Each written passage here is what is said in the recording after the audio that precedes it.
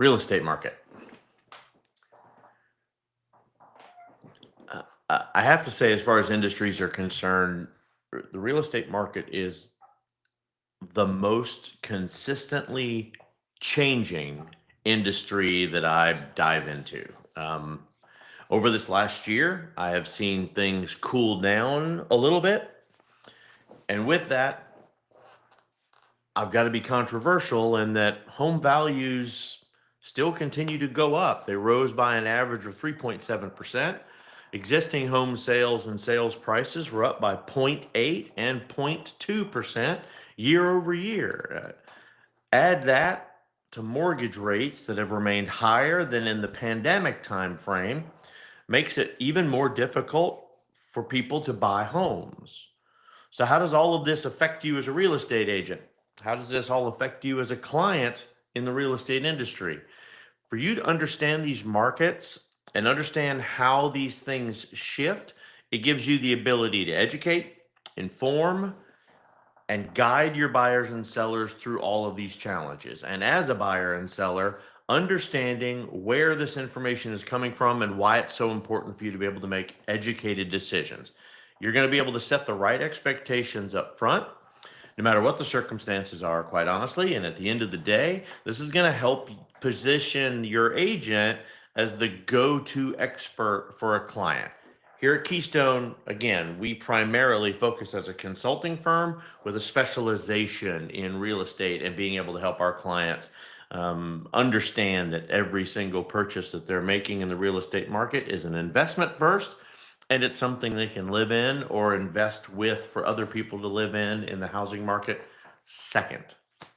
Some key takeaways today. I need you to understand that regardless of what you're hearing on the media, market conditions are stable. Home sales and listing prices are normalized. We're creating a more balanced market where the power dynamics between the buyers and the sellers are equalized. Next, challenges are present, but so are the opportunities. Affordability issues still remain for quite a few buyers, especially those in the starter home pricing, because those are continuing to rise. However, historically, equity gains are still a signal that real estate is a very strong long-term investment. What's that mean for the outlook? The outlook is incredibly positive. Continued growth, nationwide housing markets show, and falling mortgage rates, even though it's trickle, it still falls. This suggests more opportunities for buyers and sellers in the coming years. We have a lot to cover today. Feel free to hit pause. Feel free to go back and forth. You might have to listen to this a few times, but this one's going to be 4 separate parts. So hold on, kids. This one's going to be the ride. I talked about home sales are normalizing. Again, everything that I can talk to you about can be fact checked. A general portion of the data that I'm going to go through today is from the National Association of Realtors. Home sales have stabilized over the past year, a small uptick even in sales. However, inventory is starting to grow slightly. That's some signs that we're going to have more of a seller's market again, although somewhat less than we had in the last year. I need you to keep in mind that balance is the difference between the buyer and the seller for the supply and the demand of inventory. Balanced housing supply is generally seen at 6 months worth of inventory. Lower inventory will suggest that it is more of a seller's market. Higher inventory would point towards the buyer's market. Overall, homes are sitting on the market a little bit longer than we saw in that whirlwind of 2020, which is a horrible bar for you to compare things to because that was an anomaly. Again, just like when we're doing comps, you need to take the highest out. You need to take the lowest out of your factoring decisions. Those aren't the reality. Those are anomalous in how you're utilizing your numbers. But it's not a sign that the housing market is collapsing by any measure. Proven facts that demand is still strong, even with home prices ticking upwards ever so slightly, even with the interest rates continuing to be high and stabilized. If I look at pending home sales slowing down, pending home sales in June of 2025 were at an index of 72. An index above 100 would coincide with a higher level of activity related to all the way back to 2001, which is our standard for 100. Midwest was down only by 0.8%. Northeast down month over month, 2.1%. The West down, and this is again pending home sales, 3.9%. And the South, we only took a 0.07. And when I say the South, it's everything from Texas all the way to the East Coast and as far up as West Virginia. We saw housing market inventory still show us that it is a seller's market, meaning that we don't have a huge surplus of housing, and the quality of that surplus is equally as important. Florida is a perfect example. We have housing available to purchase. A very large percentage of the homes that are available are considered fix and flip. So these are homes that have not been cared for or are not in the best of condition that need to be revamped, some even torn down. Just because that home is for sale, those numbers shouldn't skew whether or not it's a buyer's or seller's market. Based on the most recent data from the NAR, at the time of this discussion today, I can tell you pending home sales were slightly lower than last year. Each region has corresponding low levels, which we discussed, but some buyers see this as a bad thing. You can actually frame it in a manner that benefits your clients if you're having an accurate discussion. Instance, slower sales activity allows buyers more time to weigh their options before commitments.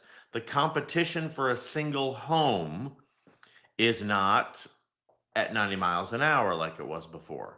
For something as large as a home purchase, it can potentially save your clients from making costly mistakes by speeding through the transaction, overlooking critical details that might typically be missed because they feel like they're rushed for time. Buyers can actually use to their advantage to take more time in comparing properties and strategies. Home prices continue to go up. Forecasts for 25 and 26 also support what everybody suspects is going to continue. There is an actual number of all forecasts showing an expectation of 1.7 to 1.8%. Fannie Mae feels like the market might go, prices might go down in 2026, but the NAR, who is the primary example and holder of most real estate data, says it's going to go up as much as 4%, and that's at a national average. Buyers that are waiting to buy a home, hoping that prices are still going to fall because they're listening to the wrong YouTube channel or the wrong TikTok influencer, are going to be waiting a long time. Forecasts from multiple reputable sources are telling you that you got to be able to expect homes to continue to go up in value. They are an investment strategy, and people that own homes are willing to wait for home evaluations to continue to climb before they sell. And it is the point of sale that dictates whether or not a home's price is going to continue to go up as a market strategy. It is the strongest indicator that homes are not likely to get any cheaper anytime soon. So if you're waiting for that, you're fooling yourself. As a real estate agent, I have to tell you, the information that I use to try to encourage my clients to act now is whether or not they can afford it. I'd rather you do this rather than go down the road and gamble and continue to stay on the sidelines. Depending on your buyer circumstances, of course, you've got to be able to wait things out based on them paying more in the long run in the form of additional rent out of pocket, higher purchase prices on future homes, and it can also lead them to be on the hook for a larger down payment requirement, higher property taxes, other housing expenses. If you're concerned that things aren't getting cheaper in this country, then why would the cost of owning a home be any different? Buyers are also more easily able to find sellers' listings than they were before. Realtor.com data shows that it is absolutely still a seller's market. It is relaxing, and that's a good thing for buyers. But more homes listed for sale means buyers have a greater chance of finding their dream home. Not to mention more flexibility in their decision making and the strategy that they're using so that they can leverage it when putting in an offer on a property.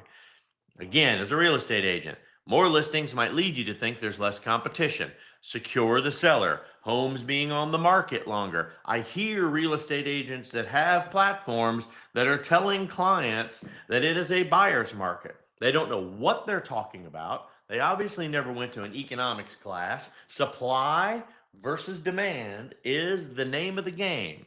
It is important for your clients not to get complacent. And agents need to continue to build relationships. It isn't something that's going to happen overnight. And if buyers are going to take longer to finalize and purchase a home, it's going to help you understand more and more why those relationships are going to be important.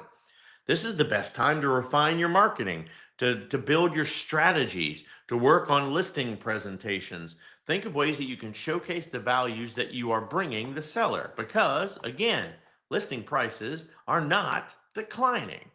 Year over year, listing prices have gone up as much as 0.5%.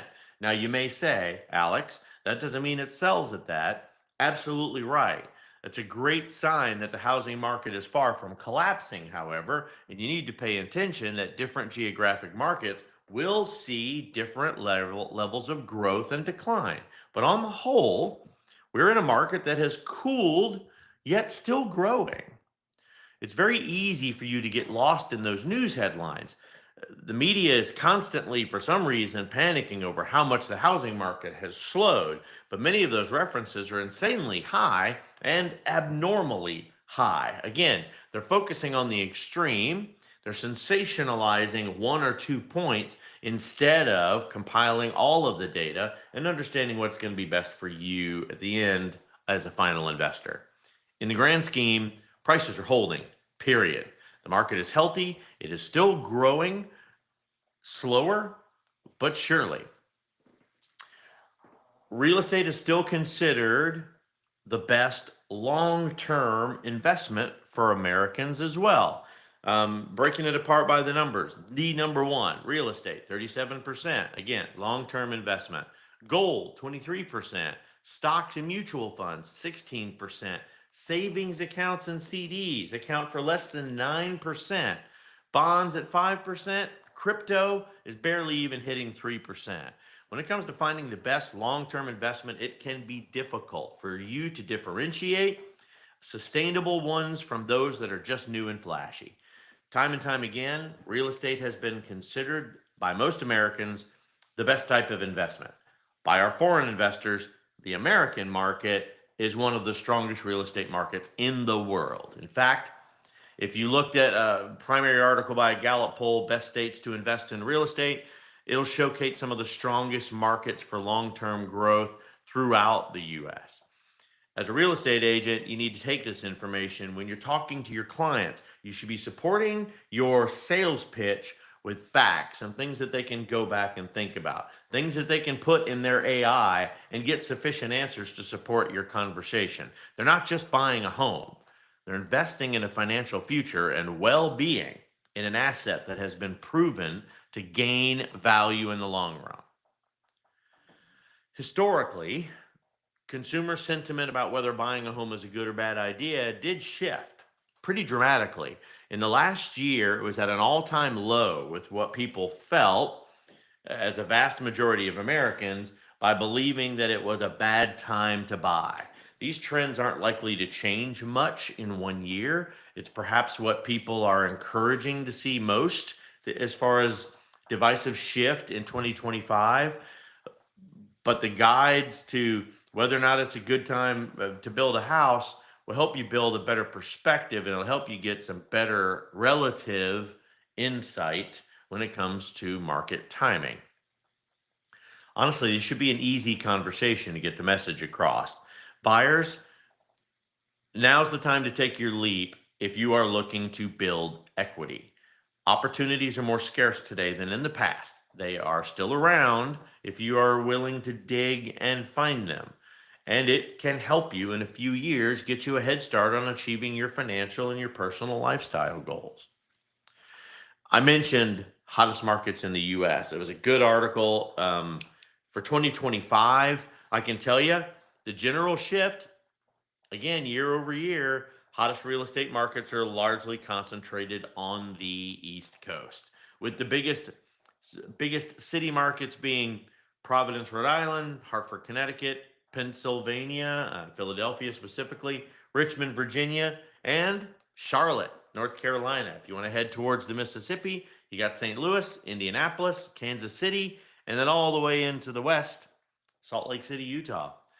It's likely tied to the fact that those cities are located in areas with stronger job growth and stable market conditions. However, one change that a few centrally located in the US cities have made good on this year for the hottest real estate markets is largely thanks to affordability. Good employment levels also help increases demand for the buyers that are looking for alternative ways out of the high cost of living markets that they might live in today. So as a real estate agent, this should tell you there are always opportunities coming up, even if you're not in a market that is currently considered hot. Always being prepared and positioning yourself as the go-to agent in an area, you're going to be able to cash in quickly when those shifts happen. People need to know who you are before the market moves, not after. Great time to find your real estate niche if you don't have one already. Expand your expertise, subsequently your education, and this will move your clientele.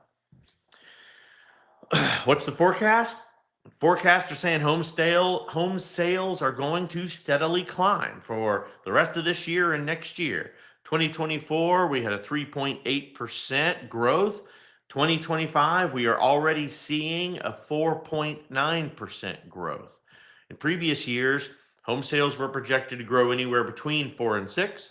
This number shrunk a little bit if I'm just using Zillow data. But while that might seem bad to you, don't take it as a sign that the housing market is collapsing. That simply isn't going to happen. Growth is still growth, even if it's small. You need to take a slow projected growth pattern to make sure you understand that that's a sign of stability, and for long-term stability, which is what you need in the housing market. It's easy to miss the good old days of several years ago where there was high abnormality, and certainly should not be ever used as the benchmark for sustainable trends in home sales. Yes, they happen. The markets blow up. Things are unbelievable. Look at how things go. But in the amount of time that it takes to actually sell your property and get to that winning ratio of how you're going to build margin in an investment, if you're not prepared, you will again lose. Hey, by the way, construction has also finally showed recovery from the old housing bust. One of the factors that have affected the current market condition is a severe lack of new inventory, new conditioned inventory. Since the crash of 2008, new home construction struggled. You didn't have enough people building houses. You lost a lot of your builders. And that's until just a couple of years ago when we finally surpassed the pre-crash levels. Now that we're above that, the new construction jobs have increased by 250,000 people. So over the next year or two, I have to suspect that new construction as a real estate trend will provide more leveling off of the home prices and the constraints on the inventory. It also means that your new homes versus your resale homes are going to have to be more competitive together. Sellers, that means you as already an investor need to be conscious of what's happening right down the road in the new homes market. Why would they buy your home if they can buy a brand new house? And you had better be prepared to negotiate similarly to the concessions that are being given from the builders. I know that new construction can be a big player. I have seen a million stories from real estate agents selling properties, still having to compete head to head with those new developments. home builders have the ability to offer really deep discounts, lower mortgage rates. They can control and get very competitive to get those new homes filled. But I have to expect that that trend over the next couple of years is going to help keep the resale prices down. And if that happens, resale homes over new home build sales is going to continue to be predictably higher. That, of course, is supported by mortgage rates. Mortgage rates are predicted to fall. And I have had this exact conversation probably 50 times just this week. What the government and what the feds do does not directly impact or affect what the mortgage rates are. In fact, I have seen more often than not the feds drop their interest rates and the mortgage companies raise their direct lending rates to to hedge what the market is doing. While home prices might not be falling and buyers are getting a little more excited that mortgage rates are finally starting to shift, we just saw a Fed rate drop for the first time in a year, although only 1/4%. It's encouragement, right? Fannie Mae did directly revise its 2025 projections, saying that rates will probably end up closer to 6%, which is up just a little bit from its initial forecast. However, it does not expect rates to fall below 6 in 2026. This drop in rates is going to make housing more affordable for buyers, as a monthly mortgage payment would be lower. And for people that would be willing to buy a bigger house or pay more when the market allows them to borrow cheaper is going to become a big factor and a big competitive factor. You want to see supply and demand jump? Demand jumps when you've got more people with more access to cheaper money to go and buy homes. Period. That's the way it works. Here's where a good CRM, by the way, goes a long way of you keeping a short list of buyers that were just on the fence. And you should call it that in your database. Call it on the fence for people that are waiting for interest rate drops. Because the second that it starts to drop, you should call them on their bullshit. You should call them directly and say, hey, we got 1/4%.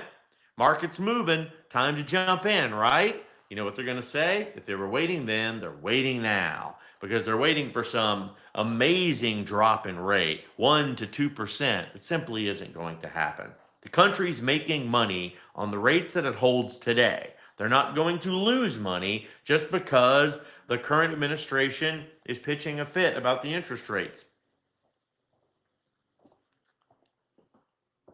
They're going to hold to it because they are a business just like everyone else, just like in the other industries. Mortgage industry makes money too, and if they can continue to do it at their current pricing, they will do it. Later generations, sorry, you're going to see more average mortgage rates. Back in the 20s through the 40s, saw closer, just above 4%. The boomers up into 64 saw a little bit less. Gen X saw a little bit less up to the 80s. The millennials from the 80s to 96 saw about the same flat market. Gen Z, 97 to 2012, you've seen some of the highest interest rates that we have seen as origination in 20 years. You might be surprised, by the way. Gen X and the millennials probably lock in at the best rates over the past few years at 4%. That's great news for millennials. They're coming into an age where upsizing from their starting homes are going to be a factor. But millennials, as they come into their prime earning years, are going to actually make more money than all of the previous generations because they purchased at such a high rate of exchange. When you talk to your millennial clients, show them some hard numbers. That'll help demonstrate their market power. Work with a lender that hosts classes on refinancing, investing, purchasing second homes, working in states that allow second home benefits. Millennials may not realize how much purchasing power they have, and you could be the key to unlocking that potential for them. Which brings us to equity gains. Equity gains remain consistent, by the way, for the long run. It makes sense why most Americans believe that real estate is still the best term investment. Over time, homeowners consistently continued to build equity year over year, with just a very few exceptions. Homeowners continue to have the smallest gainers in average home sales since 2020. And it's paid off tremendously for those that have bought and held real estate. Again, you're not going to make your money overnight. Sure, there's some anomaly stories out there, but as a general rule, there's a long airstrip to you being able to capitalize on the market shifting. But it's a tremendous boost in personal wealth simply from owning a home. If you look at the best and worst states for equity growth, the numbers will show you how lucrative real estate ownership can be as a long term investment. Remodels are also slowing down considerably. I have to say, this is probably a direct result of fear of what the market is doing in tariffs, fear of the costs of what these improvements will be because of the cost of materials. It's typically tied to property sales, so it's no surprise with a cooling market that remodeling projects also slowed down a bit. But in essence, there's a reduced need to conduct repairs or improvements if you're selling the property, or sorry, if your selling of the property is not on the table. At higher interest rates, it makes it more costly for people to borrow money, so it makes it harder for people to fund these projects. Now, remodels are not going away completely, even in a slower market, because homeowners will always find a need to have some funds to do routine repairs. Routine repairs lead to projects, which lead to complete renos. Largest sources of financial worries in the United States still ranks highest with inflation, where 29% today believe the high cost of living is a problem. Now, that's considerably better than last year in prior administrations, where 41% of the people believed that inflation and the high cost of living is going to be our downfall. Now, down considerably to 29%. That means we're getting a stronger faith in the financial or the inflation movements that are happening as a country. Cost of ownership, cost of owning and renting a home is about the same at about 14%.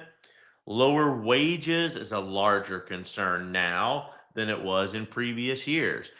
People are seeing more job cuts, more major industries that are focusing on newer technologies versus employees. There's a lot of factors going on out there that are making that a decisive play.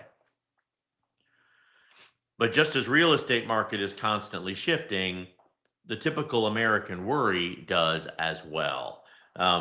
You need to concentrate on what is your client's story. And sellers, I'm going to tell you, your story is critical to how your home sells and how you're negotiating with the buyer's side.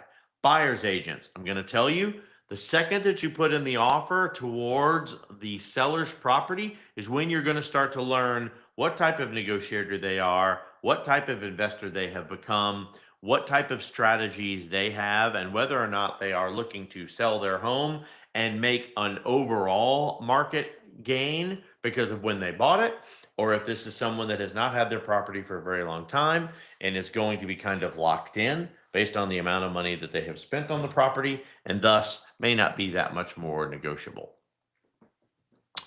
Equity growth in household wealth is expected to continue to rise. It has every single year, going back to 2024, and it's expected to continue all the way through 2029. Potential growth in household wealth over the next 5 years based solely on increase of home equity. If you purchase, say, a $400,000 home, goes from 400,000 at a 5-year plan to 472,000 in value. So as long as you're not putting $72,000 into that same house into 5 years, you tend to probably capitalize 80% of that growth. If you're staying in a home 10 and 20 years, you have to expect to be able to double and quadruple that amount. Vacancy rates are also suggesting that the demand exists for renters over homeowners currently. Vacancy continues to keep tabs on the number of rental units that sit as empty. That's what it focuses on, versus homes that are vacant that are ready to be sold. These are both indicators of the health of a housing market. Low vacancy rates means that there's not enough supply of houses. High vacancy rates means that sellers have more options. Over the past several years, data from the US Census shows that an increase in vacancies, which suggests there's more empty units, properties are sitting unsold more than ever before. That also translates to the price of starter homes is not as affordable. Half of the US states now have at least one city, one major city, where a typical starter home is at $1 million. This, Florida being probably number 11 at that list. These are all things that you have to consider when you're putting these things together. If half of the US states now have at least one major city where the average home price is at $1 million, and that's a trend that's continuously going up, that means that just 5 years ago, there were 85 cities that had that same difficult swing. Today, that number has grown to 233 major cities, one of several real estate trends that are shaping affordability across the country. For real estate agents, this is a critical contingency for you to keep in mind.